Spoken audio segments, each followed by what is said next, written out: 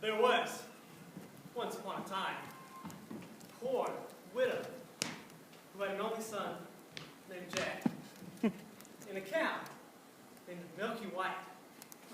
All that they had to live off of was the milk the cow gave. Every morning, they carried to the market and sold.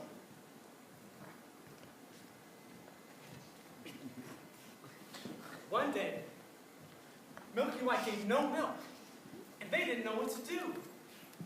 "What shall we do? What shall we do?" said the widow, wringing her hands. "Cheer up, mother," said Jack. "I'll go and get work somewhere. We tried that before. No one would take you. We must sell Milky White, and with the money, start a shop or something." "All right, mother. It's market day today.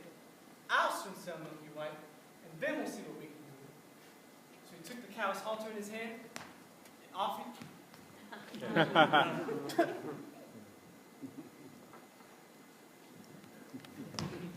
he started. He hadn't gotten far when he met a funny-looking old man who said to him, "Good morning, Jack." "Good morning to you," said Jack. Wondered how he knew his name. "Well, Jack, where are you off to this morning?" "I'm going to the market to sell my cow here." "Well, don't you look the proper sort of chap to sell a cow? But I wonder, do you know how many beans makes 5?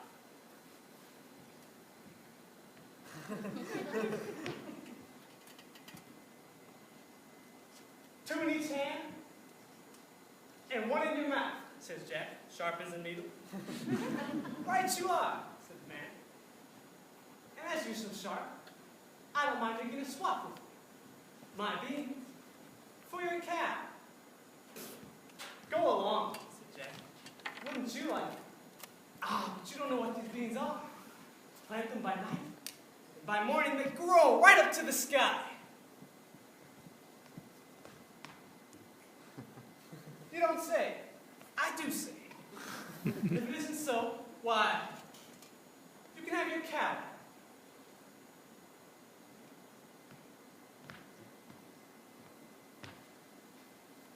"Right," says Jack, hands the man Milky White's halter, and pockets the beans. Back home goes Jack. And as he hadn't gotten far, it wasn't even dusk yet by the time he reached home. "Back already," said Jack's mother. "I see you haven't got Milky White. So you sold her. How much did you get for her?" "Mother, you'll never guess." "Oh, good boy, you don't say so. 5 pounds? 10, 15? No, can't be 20. "Mother, I told you you'd never guess. What do you say to these? Beans. They're magic. Planted by night. And what? Have you been such a fool, such a dolt, such an idiot, as to sell my Milky White, the best milker in all the parish, and prime beef to boot, for a set of paltry beans? Take that, take that, take that. Because your precious beans, here they go out the window. Now off to bed with you. Not a bite shall you swallow, and not a sup shall you drink this night." So off went Jack to his room. Right sorry he was, to be sure. As much for his mother's sake as for the loss of his supper. At last, he he drifted off to sleep. When he awoke, the room looked funny. Sunlight shone through part of it, but the rest was quite dark and shady. Jumping up, Jack ran to his window. And looking out, what do you think he saw? A beanstalk. Why, the beans his mother had grown into the garden had grown into an enormous beanstalk, which grew right up until it touched the sky. As the beanstalk was only a pace from Jack's window, he was able to jump out and climb it like a ladder.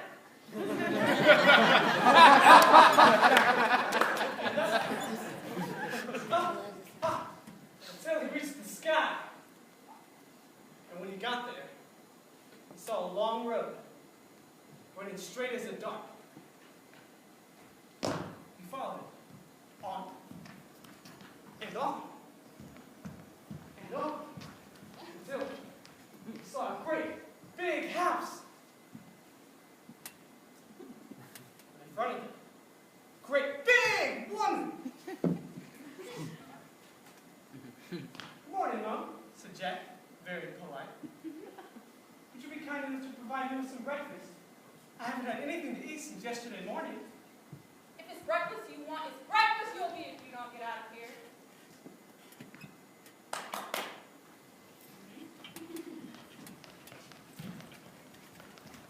I am Madame Shaluska, and I am here with Spirit. And we are here to tell you a tale filled with greed and lies. Now I must warn you, Spirit gets tired every now and then and needs rejuvenation. And the only way to rejuvenate Spirit? Well, you'll find out.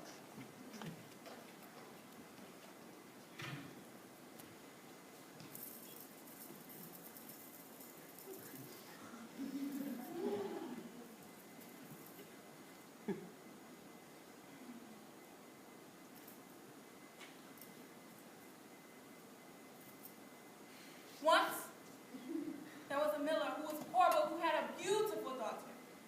One day, he happened to be talking to the king, and wanting to impress him, he said, "I've got a daughter who can spin straw into gold." That's just the type of talent that appeals to me. If your daughter is as clever as you say she is, bring her to my palace, and I'll see what she can do.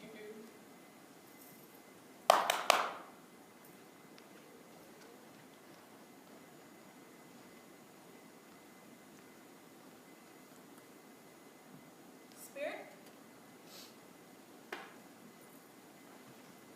Spirit? Spirit?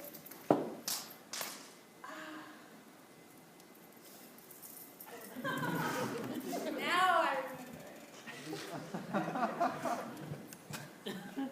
When the girl arrived, he placed her in a room filled with straw, gave her a spinning spool, and said, "Now get to work. And if this straw isn't spun into gold by morning, you'll die."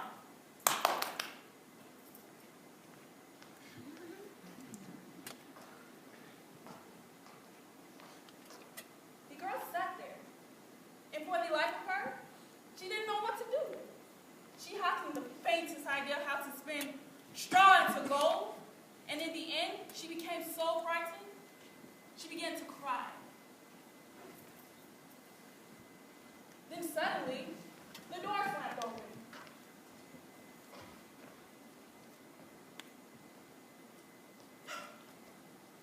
And what do you think she saw? Spirits?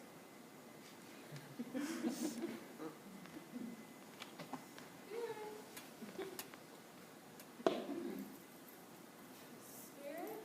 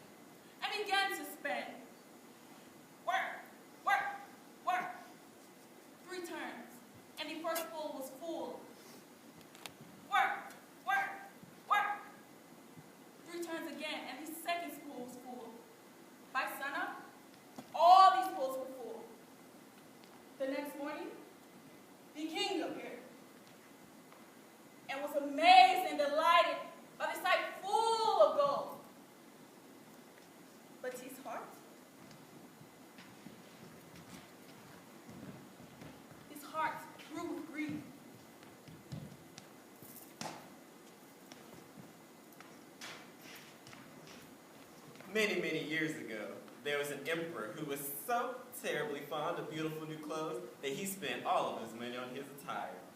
He did not care about his soldiers, or attending the theater, or even going for a drive in the park. Unless it was to show off his new clothes. He had an outfit for every hour of the day. And just as we say, the king is in his council chamber. His subjects used to say, the emperor is in his clothes closet. Ow! In the large town where the emperor's palace was, life was gay and happy, and every day new visitors arrived. One day, 2 swindlers arrived. They told everyone that they were weavers and that they could weave the most marvelous cloth. Not only were the colors and the patterns of the cloth extraordinarily beautiful, but the cloth had the strange quality of being invisible to anyone who was unfit for his office or unforgivably stupid.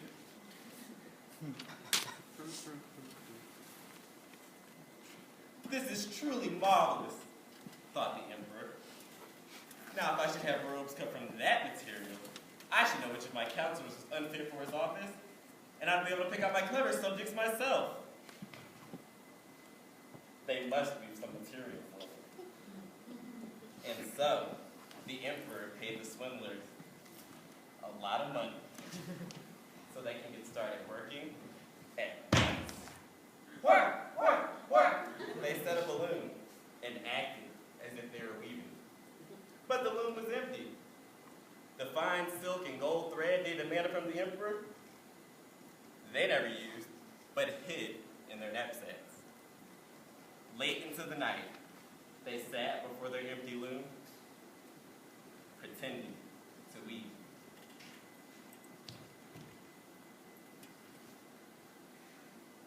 I would like to know how far they've come, thought the emperor, but his heart